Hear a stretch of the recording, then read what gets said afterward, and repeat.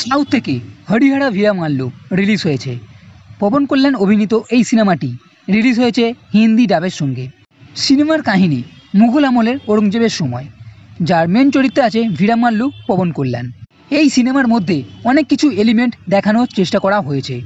সিনেমার যে কাহিনী আছে সেটা কাল্পনিক এক ঐতিহাসিক কাহিনী, তার সঙ্গে লোককথা, বেশ কিছু জবরদস্ত অ্যাকশান সিন, কিছুটা রবিনহুড স্টাইল, একটু ইমোশন, ঔরঙ্গজেবের খুঙ্খার চরিত্র আর ভিরামাল্লুর কিছুটা লাভ স্টোরি, সব কিছু মিলিয়ে সিনেমা প্রায় 2 ঘন্টা 45 মিনিটের কাছে। সেই দিক থেকে সিনেমা অনেকটাই লম্বা মনে হবে এবং এই সিনেমার সেকেন্ড হাফ কিছুটা জার্নির মতো।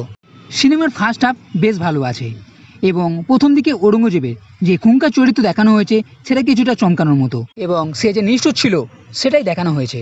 আর এই ঔরঙ্গজেবের চরিত্রে আছে ববি দেওয়াল। সিনেমাতে ভিরামাল্লু একজন চোর, যে সেই সময়কার হিরে সোনা লুট করে গরিবদের দিয়ে দেয়। প্রথমে একটা চুরি এবং পরে আরও একটা চুরি, আর এই চুরির যোগসূত্র ধরেই শাহ আলমের কাছে যায়, যে সেই সময়কার দক্ষিণাত্যের সুলতান ছিল, এবং ভিরামাল্লুকে আরও একটা চুরি করতে বলে, কোহিনূর, যেটা ঔরঙ্গজেবের সিংহাসনের মাথায় লাগানো আছে, যার জন্য কিছু পুরাতন সঙ্গীদের নিয়ে বেরিয়ে পড়ে। এর আগে বেশ কিছু ঘটনাও আছে, মানে গল্পটাকে ভালো রকমভাবে তৈরি করা হয়েছে, কিন্তু এরপর যে সিনেমা অতটা মনে ধরেনি। এখানে যে জিনিসটা আছে সেখানে চমকের জন্য বেশ কিছু সিন দেখানো হয়েছে।